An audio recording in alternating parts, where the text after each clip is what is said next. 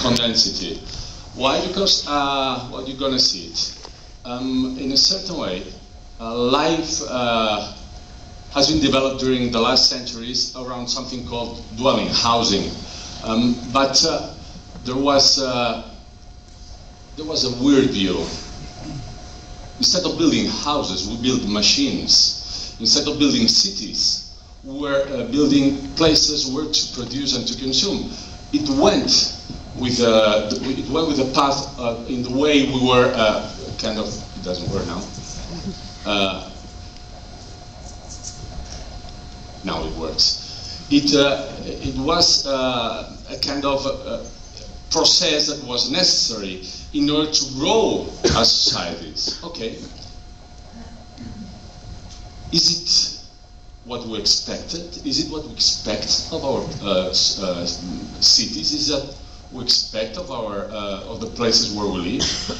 Do we think that this is the way, the pattern, the model of society that we want to build? Machines for producing and consuming? Don't we expect something else? I think we do. And I was trying to think about something tangible in order to think about what had to be the 21st century model. I was very original, and I looked back and I tried to use Barcelona, my own city, to think about it. Okay, let's go and see what Barcelona was. Barcelona, for almost 2,000 years, was located in a very small area, 10 square kilometers. Lots of things happen. It's like if you had a black hole in which you would be pushing lots of things. Barcelona is said to be the further south city in Europe, having had an industrial revolution, and it all happened there. Everything happened there, and you had all that big mass of thought, of things happening in that very tiny space from the Romans almost to the turn of the last century.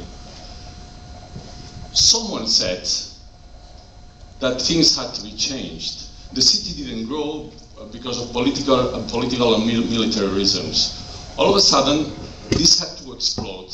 And as always, we go to our prophets to see how the things have to be unveiled. Perhaps the prophets never have the correct answer, but at least they open your eyes and they tell you what life has to be. And we looked for our own prophet, and our prophet, you're going to see it, has a face, the real face. He looks as a prophet.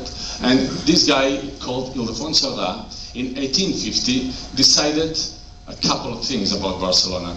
He said, we have to eliminate the concept of outskirts, the Greek matters, and we need no center.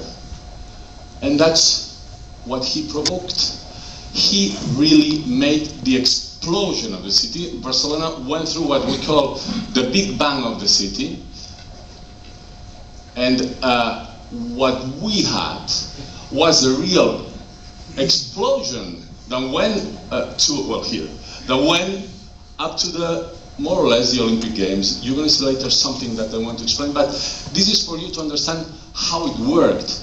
And here, the thing is that you're going to see that this grid is what makes Barcelona a different city, under my view. Something that will let us, I think, understand that this kind of conception made by a socialist utopist, Cerdà was, combined with the tension of the bourgeoisie entrepreneurship, combined with something that is not just physical, but is also intellectual, gave us the strength to prosper. That might be difficult for you to understand. Barcelona is not a place. We don't want Barcelona. We